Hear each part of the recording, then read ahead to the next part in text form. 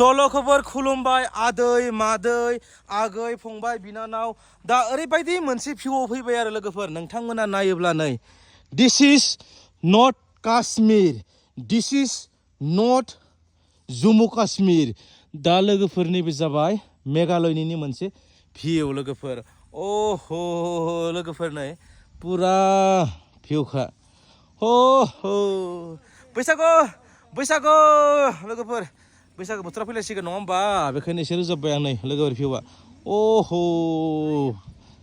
अ guys भिउ फै लोगोफोर फै नागिरै लकेसन नागिरै नोंथांमोना फै लोगोफोर अ माय गड लोगोफोर हाइस थांबाय नै मोनसे लकेसना भिउ गाइस माबायदि मोनदों लोगोफोर एसेबाबोथ' मोजां मोनदों नङा होमबा अके लोगोफोर अब्ला नेक्स्ट स्टेप लोगोफोर अ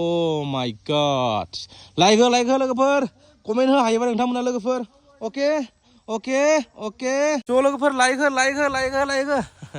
लाइक होब्रा लोगोफोर शेयार खालाम बुजिबाय एसे इन्ट्रेस्ट नाङो लोगोफोर एसेबां मोजां भिउ देखायो लोगोफोर नै दे लोगोफोर नेक्स्ट भिडिअ होमबा दे अके